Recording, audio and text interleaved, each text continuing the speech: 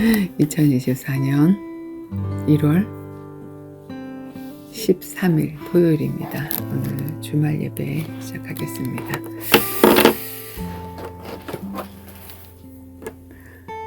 우리가 어제 밥을 먹었죠.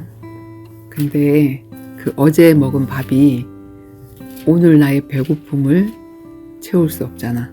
어제 배고픈 건 배고픈 거고, 어제 밥 먹은 건 밥 먹은 거고, 오늘 나는 또 배가 고파져. 그러면 또 밥을 먹어야 돼.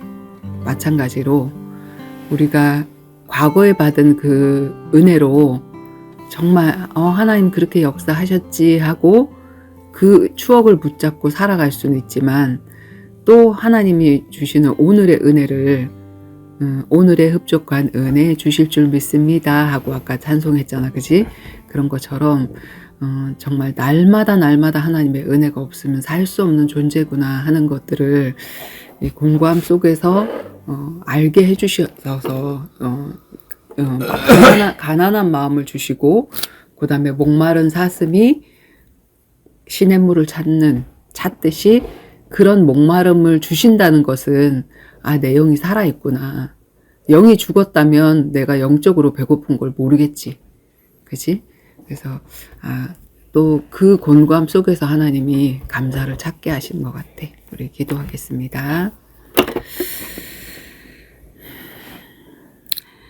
살아계신 주님, 은혜 감사합니다.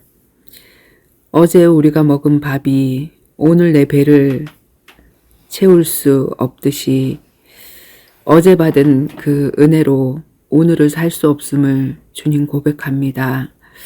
하나님, 오늘 하나님께서 또 새롭게 내려주시는 그 은혜가 있을 때 우리는 이 땅에서 영적으로 소생하고 살 수 있는 존재임을 알게 해주심을 감사드립니다.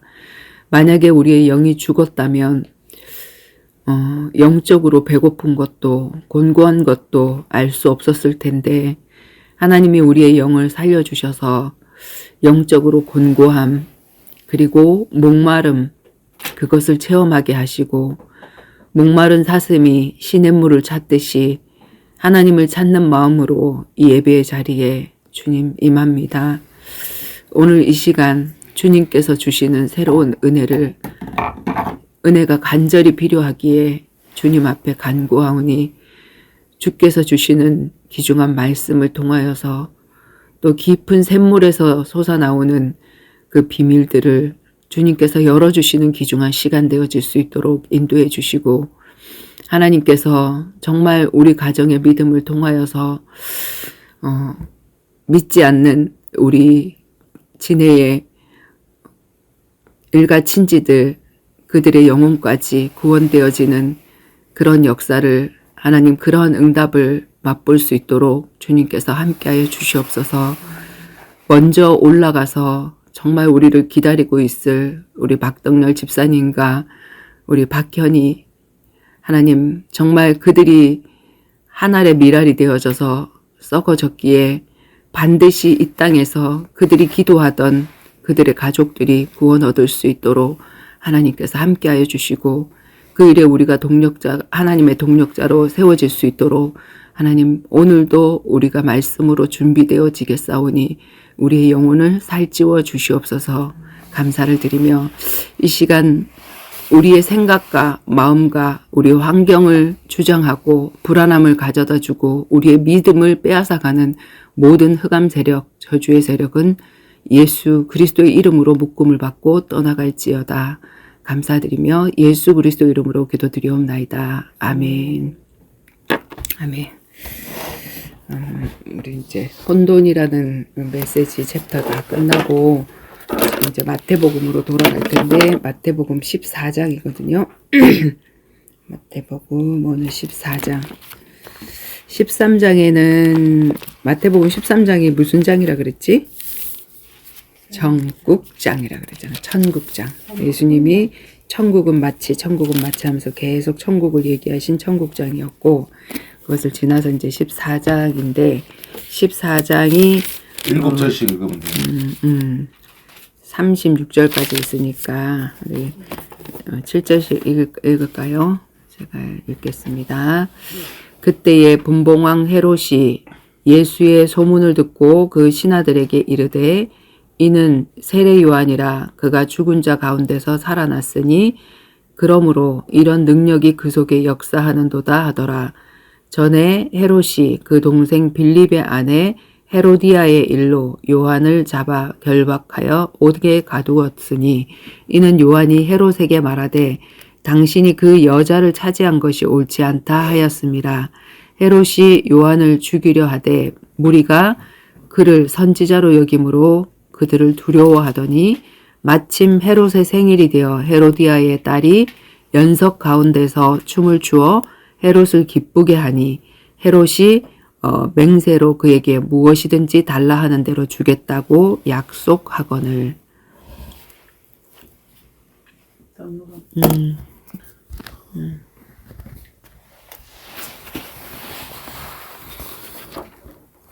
그가 제 어머니의 시킴을 듣고 이르되 세례 요한의 머리를 소반에 얹어 여기서 내게 주소서 하니 왕이 근심하여 자기가 맹세한 것과 그 함께 앉은 사람들 때문에 주라 명하고 사람을 보내어 옥에서 요한의 목을 베어 그 머리를 소반에 얹어서 그 소녀에게 주니 그가 자기의 어머니에게로 가져가니라. 요한의 제자들이 와서 시체를 가져다가 장사하고 가서 예수께 아뢰되 아뢰니라. 예수께서 들으시고 배를 타고 떠나사 따로 빈들에 가시니 무리가 듣고 여러 고을로부터 걸어서 따라간지라. 예수께서 나오사 큰 무리를 보시고 불쌍히 여기사 그 중에 있는 병자를 고쳐주시니라. 저녁이 되면 제자들이 나와 이르되 이곳은 빈들이요 때도 이미 저물었으니 무리를 보내어 마을에 들어가 먹을 것을 사 먹게 하소서. 예수께서 이르시되 갈 것 없다. 너희의 먹을 것을 주라. 제자들이 이르되 여기 우리에게 있는 것은 떡 5개와 물고기 2마리뿐이니이다. 이르되 이것을 내가 가져오라 하시고 무리를 명하여 잔디 위에 앉히시고 떡 5개와 물고기 2마리를 가지사 하늘을 우러러 축사하시고 떡을 떼어 제자들에게 주심에 제자들이 무리에게 주니 다 배불리 먹고 남은 조각은 12바구니가 차게 되었으며 먹는 사람은 여자와 어린이 외에 5,000명이 되었느니라. 24절까지 예수께서 즉시 제자들이 제쳐가서 21까지 하는데 하나가 읽으면 돼요. 자기가 무리를 하나가 읽으면 돼요. 예수께서 즉시 제자들을 재촉하사 자기가 무리를 보내는 동안에 배를 타고 앞서 건너편으로 가게 하시고 무리를 보내신 후에 기도하러 따로 산에 올라가시니라. 저물매 거기 혼자 계시더니 배가 이미 육지에서 술이나 떠나서 바람이 거스름으로 물결로 말미암아 고난을 당하더라. 밤 사경에 예수께서 바다 위로 걸어서 제자들에게 오시니 제자들이 그 바다 위로 걸어오심을 보고 놀라 유령이라 하며 무서워하여 소리 지르거늘 예수께서 즉시 이르시되 안심하라. 나니 두려워하지 말라. 베드로가 대답하여 이르되 주여 만일 주님이시거든 나를 명하사 물 위로 오라 하소서 하니 오라 하시니 베드로가 배에서 내려 물 위로 걸어서 예수께로 가되 바람을 보고 무서워 빠져가는지라 소리질러 이르되 주여 나를 구원하소서 하니 예수께서 즉시 손을 내밀어 그를 붙잡으시며 이르시되 믿음이 작은 자여 왜 의심하였느냐 하시고 배에 함께 오름에 바람이 그치는지라 배에 있는 사람들이 예수께 절하며 이르되 진실로 하나님의 아들이로소이다 하더라. 그들이 건너가 게네사렛 땅에 이르니 그곳 사람들이 예수이신 줄을 알고 그 근방에 두루 통치하여 모든 병든 자를 예수께 데리고 와서 다만 예수의 옷자락에라도 손을 대게 하시기를 간구하니 손을 대는 자는 다 나음을 얻으니라. 아멘. 세례 요한의 죽음과 오병이어의 기적과 물 위를 걷다가 베드로가 빠진 사건과 그리고 예수님이 많은 병자들을 고쳐주신 그 사건이 이렇게 나오는데 그 묵상하면서 자신에게 각자 깨닫게 되어진 것들 그것들 묵상하고 포럼하도록 합시다.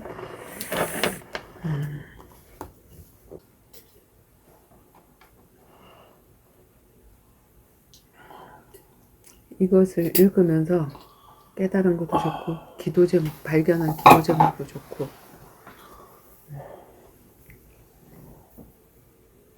그거 할까요?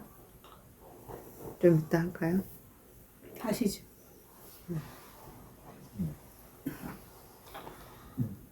자!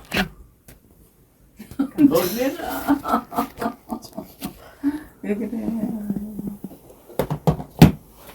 할머니 간 떨어지게 하지 마십시오. 자, 이거부터 한번 해볼까요? 애진이 뭐. 만만하면 혜진이 뭐래. 이 14장에서 이거 주고 얘기해요. 자,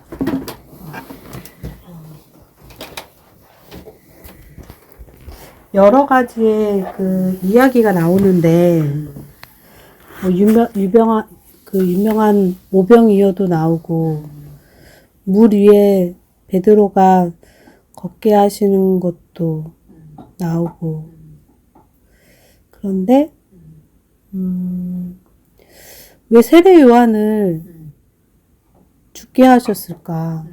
그게 좀 궁금하고 그리고 이제 그 30절에 보면 베드로가 이제 바다 위를 걷다가 바람을 보고 무서워서 빠졌는데 이게 지금 주님을 보고 믿음으로 그 바다 위에를 걸었다가 잠시 바람을 보고 빠졌어. 그러니까 이제 믿음이 있어서 이제 하나님을 보고 우리가 이제 신앙생활을 하는데 잠시 뭐 사단이 이 땅에 있기 때문에 무슨 유혹이든 하나님의 테스트든 그게 온단 말이죠. 그럴 때 하나님의 절대 주권을 생각하면 모든 게 다 풀리지 않을까. 하나님의 절대 주권을 딱 생각하면 문제는 문제가 아닌데 물 위에 있어도 문제가 아닌데 그게 싹 날아가 버리면 이제 바람이 보인다. 두렵고 이 문제 내가 어떻게 해결해야 되나 내가 주인 되면 그게 우리 삶 속에서도 날마다 일어나는 게 있잖아. 왜 베드로는 저랬을까 이게 아니라 베드로가 주님을 딱 바라봤을 때는 쪼벅쪼벅 바다 위를 걸었는데 내가 지금 어디 걸어가고 있지? 바다를 걸어가고 있는데 풍덩 이렇게 빠지게 되는 게 문제를 봤을 때 그래서 우리가 믿음이 있어도 이제 문제가 왔을 때 이것은 하나님이 다 허락하신 문제고 그래서 어떻게 영적으로 해석하느냐 그거에 따라서 해답이 나올 수 있을 거다 이런 생각을 했어요. 네. 이만하지? 다음에 하나씩?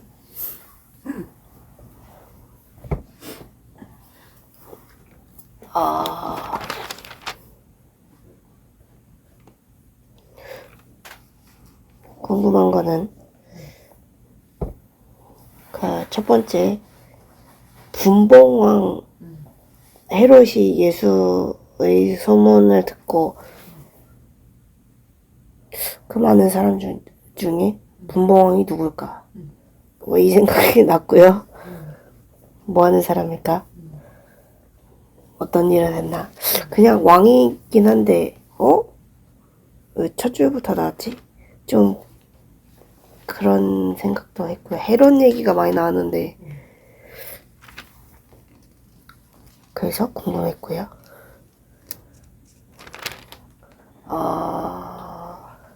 그리고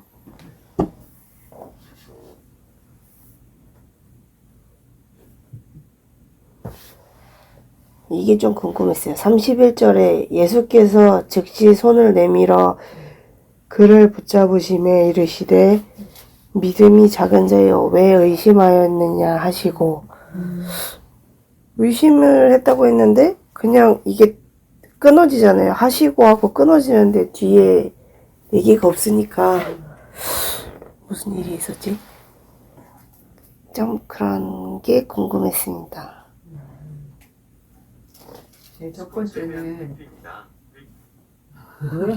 갑자기 분봉왕이라는 거는 뭘 뜻하는 거냐면 이제 그 로마의 속국이었잖아. 이스라엘이 우리나라가 일제 시대에 식민지로 있었던 것처럼 그래서 이제 그렇게 식민지로 이렇게 통치하는 곳이 많으니까 거기에 그러니까 예를 들어 파견된 왕이란 말이야. 분봉왕이라는 것은. 그래서 헤롯이라는 왕이 거기에 이제 통치를 하고 있을 때, 우리가 왕 앞에는 사실 큰 소리로 뭐, 너 잘못했어. 이런 소리 잘 못하잖아. 근데 세례 요한이 자기가 원래 제사장의 아들인데 제사장의 옷을 벗고, 약대 털옷을 입고 다니면서 현장에서 말씀을 막 선포할 때, 사실은 뭐 서기관이나 바리새인들도 어떤 사람이냐면 영적인 지도자들이란 말이야. 근데 니네들이 지금 하고 있는 거 성경적이지 않아. 잘못된 거야. 이런 얘기를 사실은 우리가 그런 바른 얘기를 하는 게 사실은 쉽지가 않거든. 근데 이제 성령 충만해서 너희들이 그 회개에 합당한 열매를 맺으라 하면서 이제 막 그 얘기를 하고 다녔고 그런 영적인 지도자뿐만이 아니라 이 세상의 왕 그러니까 지금 뭐 교회 지도자 말고 예를 들어서 윤석열이한테 그 얘기를 너 왜 지금 저기 뭐지 그 이상한 그 저기 바에서 있는 그 여자를 뭐 여자로 뭐 이렇게 그 여자를 뭐라 그래? 그 왕의 여자를 뭐라 그래? 왕비. 왕비가 아니라 지금은 뭐라 그러지?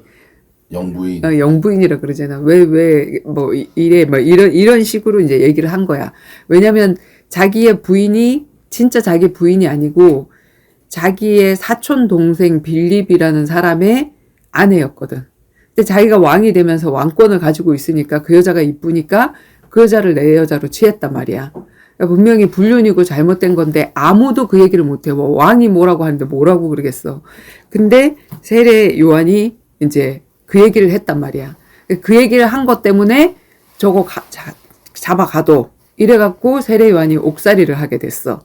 옥살이를 하게 됐는데 사실은 자기 마음으로는 요한이 눈에 가시여서 죽이고 싶었단 말이야. 요한을 죽이고 싶었어.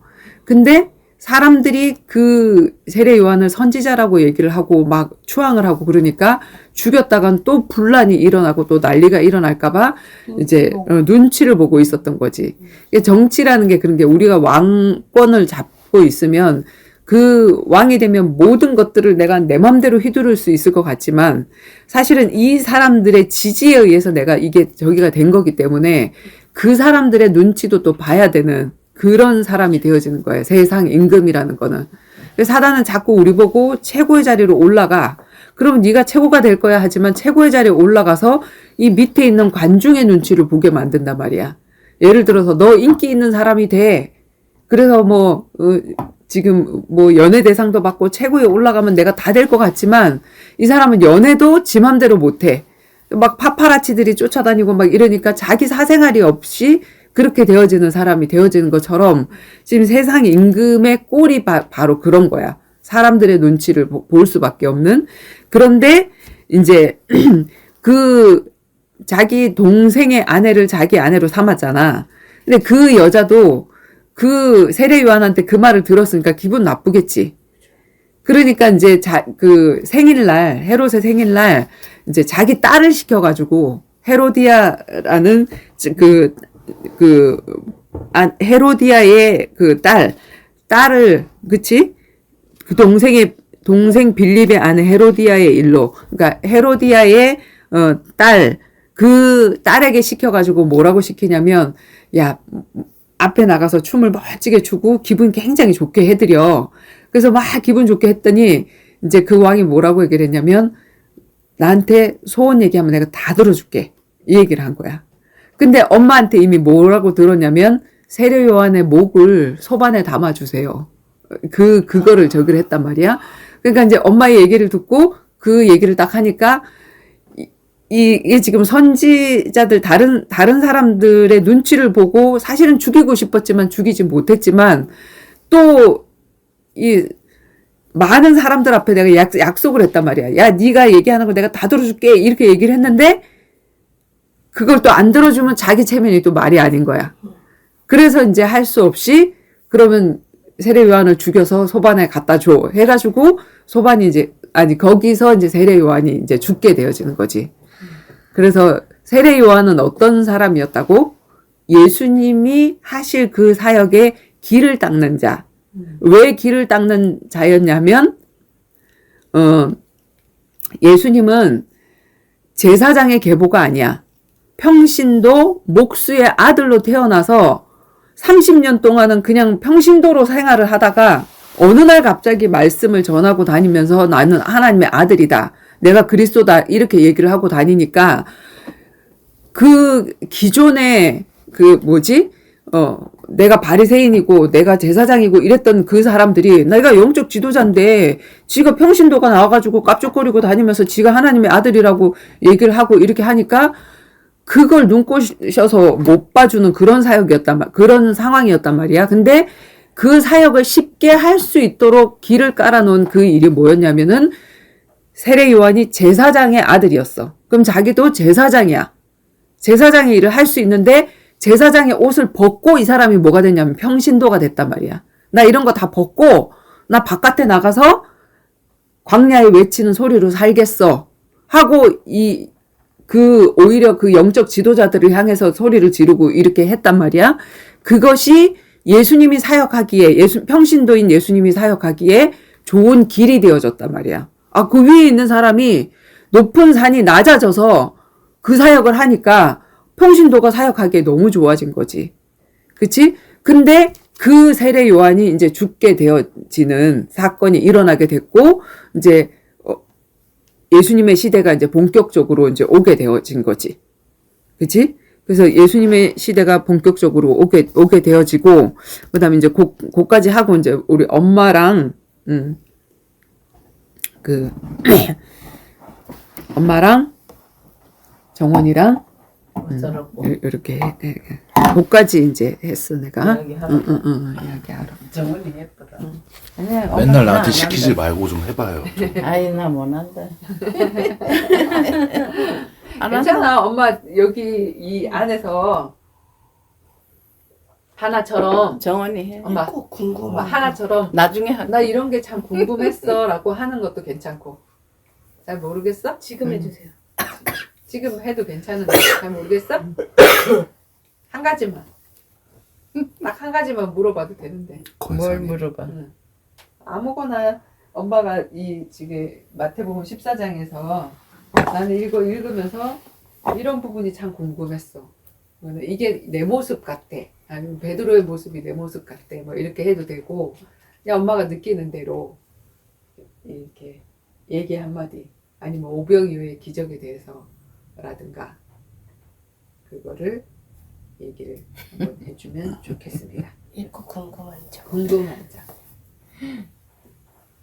뭐 지난번에 얘기 잘하대. 내가? 지난번에 못했어. 못했어? 정원이 해. 정원이 하세요. 정원이 해. 뭘 참이야. 매번 이래 매번. 매번 다음에. 다음에 잘 할 거야. 이정원 씨. 이정원 씨 하세요. 이럴 땐 말 잘하네. 어허.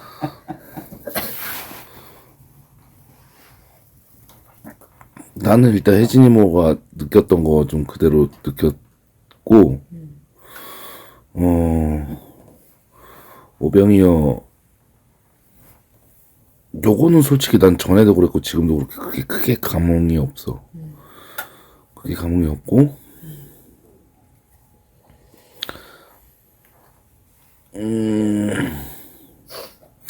근데 유독 뭐 이렇게 느껴지는 건 없었지만,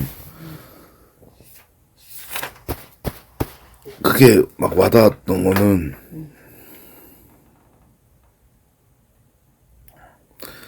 그냥 크게 눈에 들어왔던 거는 이제 세례요한이 죽음에 대해서 이렇게 딱 보는데 그냥 그 장면이 막 그려지더라고 눈앞에서. 그 다야 나는.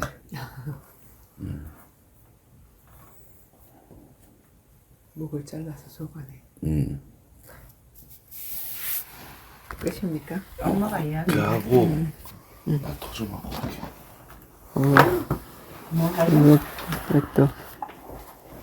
술을 많이 먹어서 아 그거랑 상관없어요. 어디다 놓고. 뭐만 했다면 다 술로 연결시키는 이 종자들 이거 씨. 술 먹지도 않았네. 술 먹었으면 얼굴이 그리고 그 세례 요한의 사역에 있어서 조금 아쉬운 점이 있다고 하면, 자, 우리가 그 지금 그 왕권을 가지고 불륜을 행한 거잖아. 나는 왕권이 있으니까, 나는 뭐 내 동생의 여자도 이쁘니까 내가 취할 수도 있고, 이게 죄인 거잖아. 죄가 죄인지도 모르고 이렇게 한 건데, 사실은 이 땅에 있는 모든 사람들이 싹 다 죄인이잖아. 그 왕은 자기가 왕권이라는 것이 있기 때문에 실질적으로 그걸 행했을 뿐이고, 내가 힘이 없기 때문에 내가 그걸 하지 못했는데 마음속으로는 사실은 난 저렇게 이쁜 여자랑 살고 싶어 하는 것도 죄고. 근데 죄라고? 그럼 죄지. 마음으로 짓는 죄까지 죄라고 얘기를 했잖아. 저 원빈이 너무 멋있는데 저 사람하고 하룻밤 자면 좋겠다. 이것도 사실 간음죄라고 얘기를 했잖아. 그지? 그래서 그거를 지적하고 죽었잖아. 어떻게 보면 그걸 지적한 것 때문에 미움을 받고 죽은 거잖아. 근데 사람이 그렇게 되어질 수밖에 없는 이유가 있어. 그게 뭐냐면 복음이잖아. 우리는 그렇게 죄인일 수밖에 없어. 너만 그런 게 아니라 정말 우리가 마음속으로도 그런 죄를 짓고 있는데, 그 모든 죄가 사단으로부터 인해서 오고, 사단이 나에게 생각을 줘서 내 뜻대로 내가 주인된 그런 삶을 살게 만들고, 하나님이 주인된 그 삶을 살지 못하게 만들고, 그렇게 해서 죄가 오는 거고, 죄의 삭은 사망이다. 우리가 이렇게 되어질 수밖에 없다. 그래서 예수가 필요한 거다 하고 정말 복음을 전해줬으면 어땠을까. 그것으로 인해서 세례 요한이 그냥 너 이거 잘못했어 그리고 죄를 지적하는 것보다도 그런 모든 죄를 사실은 나도 내 마음속으로 짓고 있어. 그게 죄인이야. 그게 인간이야.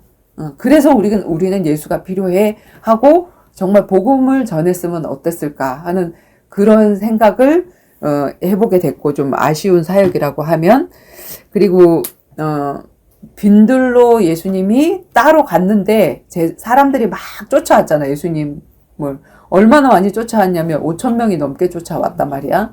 근데 그 예수님의 말씀을 들으러 와서 앉아가지고 그 베세다 언덕에서 앉아서 말씀을 막 듣는데, 그것을 사실은 이 사람들이 생업이 있을까 없을까?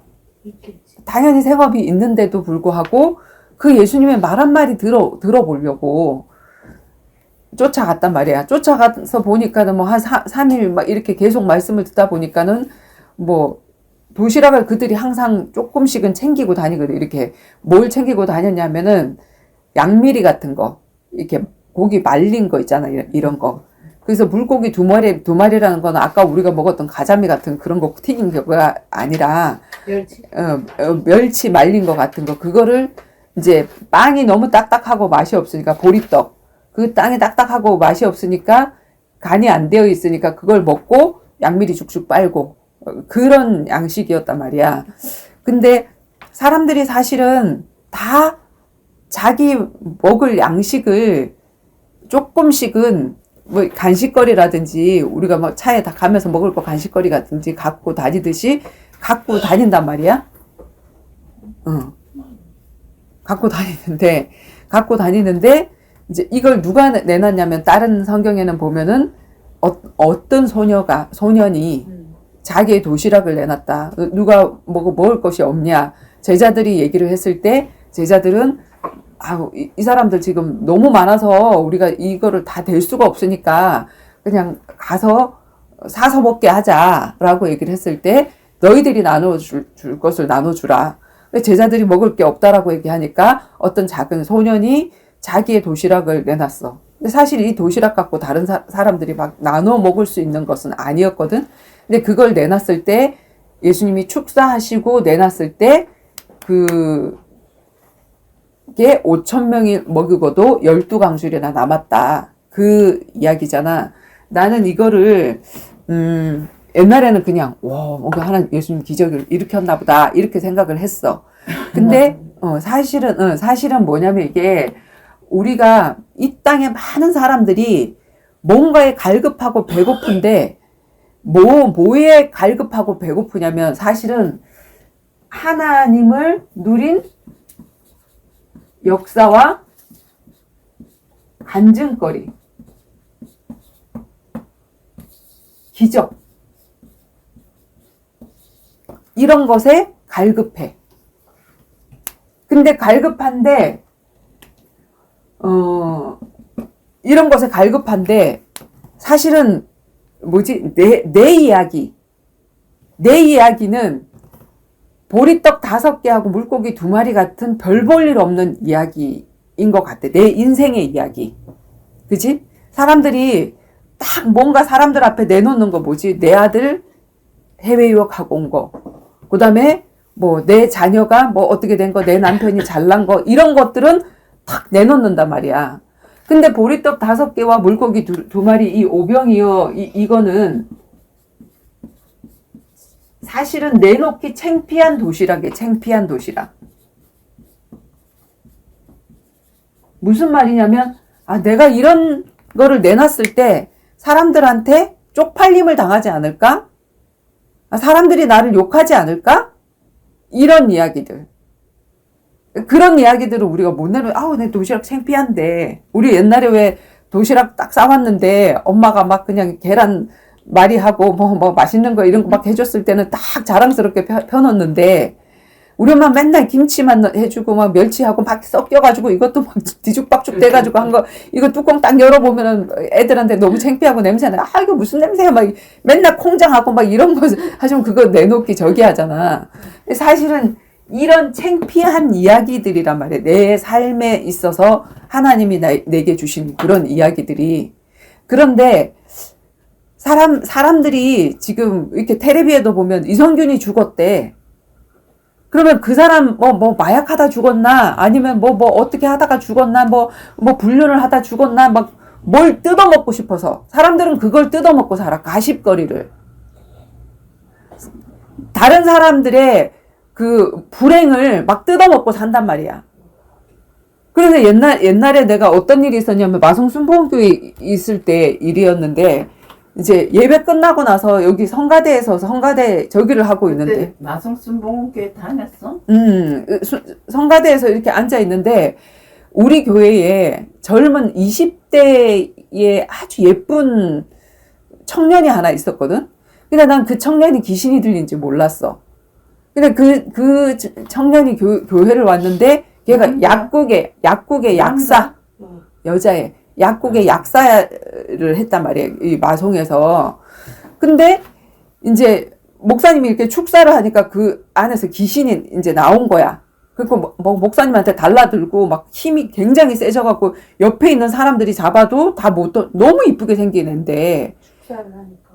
축사를 하니까 뭐 이렇게 사다 물러가라 이렇게 하니까 갑자기 이제 간질도 일으키고 이제 막 이렇게 하니까 목사님이 기도를 했는데 그것들이 이렇게 막 나갔단 말이야. 그리고 얘가 막 픽 쓰러지고 막 이렇게 했단 말이야.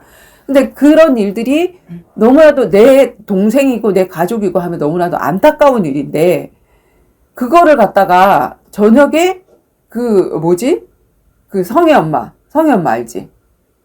다 있었어. 응. 이제 집사님이 한 분 젊은 집사님이 계신데 나는 이제 그 상황을 나는 봤어. 그리고 정말 진짜 귀신이 있구나. 나는 그때 귀신을 이렇게 체험을 못했으니까 정말로 그 귀신이 떠나가고 이런 일들이 있구나. 걔가 귀신에 씌여 있었구나 하는 그런 것들을 알고 안타깝게 생각하고 이러고 있었는데 이제 못 본 사람들도 있을 거 아니야. 그 상황을 금요 철야 예배 때 있었던 일이니까. 근데 그 상황을 이제 다른 사람들이 다 못 봤다라고 생각하고 그분이 와갖고 한다는 말이 빅뉴스. 그래. 이러면서 어제 그런 일이 있었다라고 얘기를 하면서 막 그거를 너무 재밌게 막 이게 막 그냥 뭔가 내가 신기한 이야기를 너희들한테 알려줄게 하면서 이제 그 얘기를 이렇게 하는데 내가 그때 딱 보면서 뭐지? 이게 사랑인가? 이게 교회에서 말하는 사랑인가? 진짜 자기 자녀가 그랬다. 내 동생이 만약에 그랬다 그러면 그건 사실 너무 안타까운 사실이고 너무 다행인 사실이고 정말 귀신이 떠나갔구나 이렇게 하고 기뻐하고 이렇게 해야 되는데 그거를 몰랐던 사람에게 너희들은 몰랐지? 나는 그 생생한 현장을 봤어. 막 이러면서 그 얘기를 하는데 사람들은 저런 데 목말라 있구나. 저런 썩어 빠진 그 이야기 난 어떻게 보면 그냥 막 이게 안 좋은 뉴스잖아. 어떻게 보면. 근데 그런 뉴스들을 사람들에게 막 나눠줘가지고 그걸 뜯어먹게 막 만드는 거야. 그리고 사람들은 그런 걸 뜯어먹어. 어머, 그랬대? 우리도 그러잖아. 친구들하고. 그지? 친구들이 이렇게 모였는데 뭔가 뭐 세상의 뉴스에 뭐 이런 거리든지 그런 거리가 없으면 누구 집에 무슨 거리가 없으면 앉아서 모여서 얘기를 하는데 재미가 없잖아. 근데 야, 누구 집에 아들이 어떻게 했대? 누구 집에 시어머니가 어떻게 했대? 막 이런 얘기가 있으면 그런 얘기 하느라고 막 그 씹어 먹느라고. 그래서 사람들이 이 진짜 신령한 음식을 먹지 못하니까 뭘 뜯어먹고 있냐면 정말 뜯어먹지 못할 사람들의 그 가십거리를 막 뜯어먹고 있더란 말이지.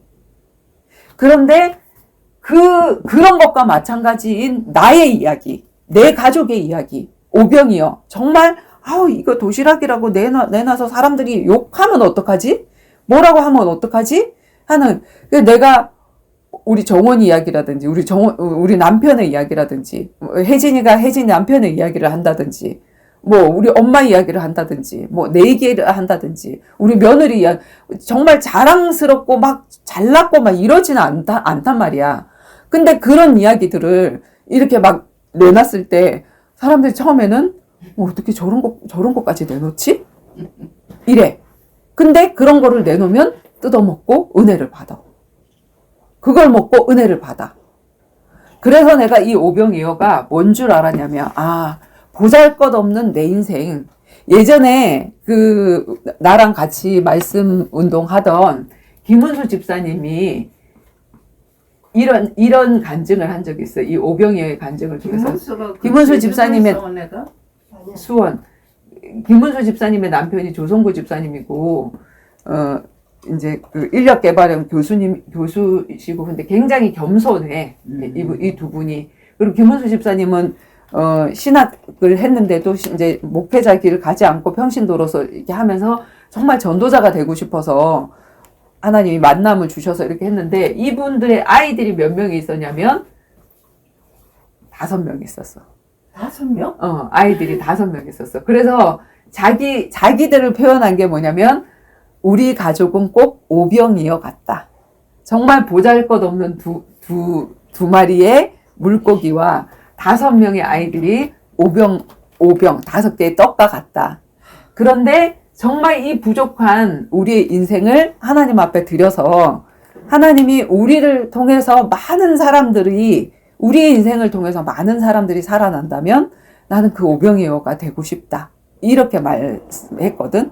그래서 진짜로 우리의 인생이 하나님 앞에 우리의 인생 이야기가 얼마나 보잘것없어. 뭐 우리가 뭐 잘난 사람도 아니고 그런데 나에게 있었던 그 치부들, 내가 하나님 만나기 전에 있었던 그 어떤 치부들이나 그런 것들을 드러내놔서 나는 이랬던 사람이야. 근데 하나님이 이걸 가지고 이렇게 나를 살렸었어. 이 얘기를 했을 때 또 다른 많은 사람들이 그걸 먹고 사는 거야. 나는 내 인생이 부끄러워서 얘기도 못했는데 나보다 더한 그런 인생에서 하나님을 만나서 저 사람이 저렇게 됐다 그러면 그걸 먹고 내 간증을 먹고 그 사람은 힘을 내는 거야. 내 인생은 더 하나님이 함께 할 수 있겠네. 아무것도 아니겠네. 하고 하는 것이 바로 그 오병이어를 내놓는 거야. 그걸 내놨을 때, 그게 우리의 책이 되고 우리의 유튜브가 돼서 이걸 내놨을 때, 그걸 먹고 어떻게 이 사람은 이런 얘기까지, 이런 치부까지 이런 얘기를 할 수 있지? 그러면서 그 사람들이 힘을 얻는다면 그게 5,000명을 살리고 12강줄이나 남는 그런 일들이 되어질 거란 얘기야. 무슨 말인지 알지? 그리고 정말로 우리의 배고픔을 주님은 아셔. 그리고 우리의 육신의 배고픔을 아시기 때문에 먹을 게 없냐. 이렇게 얘기를 했잖아. 근데 다 자기 먹을 건 있는데 꺼내놓기는 좀 그렇고 이렇게 한 얘기를 내가 내어놨을 때 많은 사람들을 살리는 그런 것이 되어졌다. 그게 바로 오병이어의 그 오병이어를 통해서 하나님이 또 이 현장에서 나에게 또 우리 김은수 집사님과 조성구 집사님을 통해서 깨닫게 해주신 그런 이제 이야기였다라는 것을 우리가 알 수 있고 지금 뭐 지금 어디 있어? 수원에 있어. 수원에. 그리고 제자들을 재촉하사 바다로 먼저 배를 타고 먼저 가게 하시고 예수님은 분명히 그 배에 없었어. 그 배에 없었고 예수님은 뭐 하려고 그랬냐면 따로 기도하러 산에 올라가시니라. 혼자서 기도하러. 예수님 기도할 필요 있으신 분이라 그래서 없으신 분이라 그랬어. 하나님이시잖아. 기도할 필요 없으신 분인데 육신을 입은 예수님은 정말 우리에게 기도를 가르쳐 주시고 그리고 기도를 하셔야 됐어. 그래서 기도하러 누구를 위해서 기도하셨을까? 제자들을 위해서 기도하셨겠지, 그치? 그래서 기도하시러 올라간 그 순간에 이 제자들에게는 어떤 일이 일어났냐면 배를 타고 가는데 예수님이 없는 상황에서 배를 타고 가는데 풍랑이 일어났다 그런 말이야. 막 두려워하고 있는데 예수님이 그 상황을 아시고 유령처럼 물 위를 걸어오시는 그 사건이 일어났지. 그치? 그 사건이 일어났는데 그거를 묵상을 하면서 보니까 내가 지금 풍랑 가운데 있어. 내가 지금 다 죽게 됐어. 내가 지금 문제 가운데서 주님 나 지금 어떻게 하나 빠져 죽겠어요. 뭐 아무것도 못 하겠어요. 이런 상황에 주님은 뭐 하고 있었다? 주님 뭐 하고 있었다? 산에서 기도하고 계셨다. 내가 위급한 상황, 내가 정말 하나님이 필요한 그 상황에 주님은 나를 위해서 기도하고 계시겠구나. 그리고 그런 나를 찾아오고 계시는 중이시겠구나. 그거를 우리가 생각할 때 예수님이 처음 찾아와서 뭐라 그러지? 내니 안심하라. 그러잖아. 유령이다. 얘기를 했을 때 유령이 아니고 쉐끼야. 내니 안심하라. 그렇게 얘기를 하잖아. 그치? 풍랑 속에서도. 그래서 우리는 예수님을 바라볼 때 베드로가 주여 주시어든 나보고 걸어오게 해달라고 얘기를 하잖아. 그래서 예수님 바라보고 걸어갈 때는 분명히 빠져야 되는데 빠지지 않고 걸어갔다가 바람이 불매 문제를 보니까 문제 속에서 빠지고. 그래서 우리는 항상 두 가지 상황인 것 같아. 내가 문제만 바라보면 문제 속에서 빠질 수밖에 없는데 내가 주님을 바라보면 그 문제 속에서 걸어갈 수 있는 거구나. 항상 두 가지 상황이구나. 나는 지금 문제 속에 이번 달 어떻게 할까?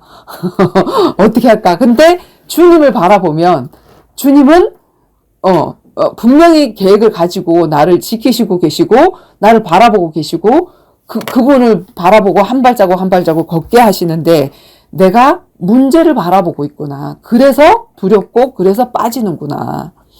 그런 생각을 해야 되고 그래서 예수님께 집중해야 되겠다. 예수님께 집중해야 되겠다. 그리고 예수님 뭐라고 얘기를 하셨냐면 믿음이 적은 자요. 우리가 주님을 믿는 믿음이 없는 거를 베드로가 없는 거를 아셨어. 그래서 베드로가 들켰지. 믿음이 적은 자요. 왜 의심하느냐. 네가 나를 의심했기 때문에 빠진 거야. 그지? 내가 문제를 보는 것은 주님을 의심하는 거야. 그지? 문제를 보지 말고 하나님을 봤을 때 그때 하나님이 나와 함께 하시고 그 가운데 내가 지금 걸어가고 있는 거구나. 이거를 알 수 있는데 그리고 하나님이 이런 문제를 주신 이유 진짜 초자연적인 일이잖아. 무리를 걷는다는 거. 물리를 걸어오신다는 거. 그런 문제를 우리가 정말 해결할 수 없는 그런 문제를 주시는 그 이유가 뭐냐면 그런 문제를 통해서 우리는 당신은 하나님의 아들이 맞습니다라는 거를 고백할 수 있다는 거. 그치? 우리가 할 수 있는 일을 주님이 해주시면 이건 내가 한 건데 뭐. 우리가 그렇게 생각한단 말이야. 근데 내가 할 수 없는 그 일을 주시고 그 속에서 하나님이 그걸 해결해 주셨을 때 이건 하나님이 하신 일이야. 내가 믿는 분은 하나님이야. 이거를 내가 고백할 수 있게 되어진다는 거. 그래서 우리가 우리의 한계를 뛰어넘는 일을 하나님이 항상 주시는 것은 하나님을 하나님으로 체험할 수 있도록 하나님이 내 능력 밖의 문제를 우리에게 주시는구나. 그래서 능력 밖의 문제를 주시는 것은 좋은 문제다. 좋은 문제다. 하나님이 좋은 문제를 주셨어. 왜? 하나님을 하나님으로 체험할 수 있는 문제를 주셨기 때문에. 그래서 좋은 문제구나. 이것이 이렇게 생각이 되어지더라고. 그래서 정말 오병이어 같은 우리의 인생, 정말 보잘것없는 우리의 인생이 하나님 앞에 드려져서 정말 뭔가 남의 이야기를 좀 뜯어먹고 싶어서 날린 그 사람들에게 그래 뜯어먹어. 내가 제주도에 가서 그 얘기 했거든. 정말 내 인생 다 뜯어먹어. 니네들 다 뜯어먹고 그리고 살아. 제발 좀 살아. 나를 뜯어먹고 살아. 박성희 이야기를 뜯어먹고 좀 살아. 내가 그 얘기 했거든. 기억나지? 기억 안 나나? 네가 제주도 오기 전에 내가 그 얘기 했구나. 안 집사님이나 이런 거. 제일 처음 유튜브에 보면 그게 나와서 나 좀 뜯어먹고 살라고. 내 살 뜯어먹고 살라고. 예수님이 바로 그 마음이 아니셨을까. 그리고 그게 바로 축사가 아니었을까. 예수님이 일로. 우리 보고, 우리 보고, 떡을 가지고 축사하시면서 이것은 내 살이니 먹으라. 그리고 포도주를 담아주면서 이건 너희들을 위해서 흘린 나의 피니 마시라. 이렇게 했던 것처럼 진짜 우리의 수치스러운 그 이야기들, 내가 하나님 만나기 전에 아니면 하나님 만나서도 엄청나게 사단에게 쏘갔던 다윗이 범죄했던 그 이야기도 사실 다 드러냈기 때문에 우리가 그걸 뜯어먹고 살잖아. 그치? 그런 것처럼 그걸 부끄럽게 여기고 감추는 게 아니라 내가 이런 존재야. 하나님의 은혜가 없으면 나는 이런 존재일 수밖에 없었다. 그러니 그런 나를 하나님이 여전히 사랑해 주시더라 하는 것들을 딱 열어놓을 때 그런 이야기들을 그들이 뜯어먹고 살 수만 있다면 얼마든지 살아라 이거지. 그거지. 그래서 우리 정말 어린아이가 내어놓았던 그 보잘것없는 자기 도시락을 통해 가지고 5,000명을 먹이고 12강주리를 이렇게 남았던 것처럼 하나님이 이 유튜브를 통해서 또 내가 쓴 그 책을 통해서 그냥 구구절절히 내가 일기처럼 썼던 그 모든 이야기들이 정말 하나님이 살리시고 싶은 그 사람들을 살릴 수 있는 그 재료가 되어진다면 하나님 우리가 정말 그 보잘것없는 오병이어가 되어져서 하나님 앞에 드려진 하나님께 축사된 오병이어가 되어질 수 있도록 해달라는 그런 기도가 되어야 될 줄 믿습니다. 우리 기도하고 마칠까요? 하나님 감사합니다. 오늘 마태복음 14장을 묵상하면서 많이 알고 있는 내용이고 우리가 익히 많은 설교를 통해서 들어왔던 유명한 성경 구절이고 메시지였지만 이 메시지를 통해서 저에게 또 여기 있는 모든 사람들에게 주는 그 메시지를 통하여서 또 많은 것을 느끼고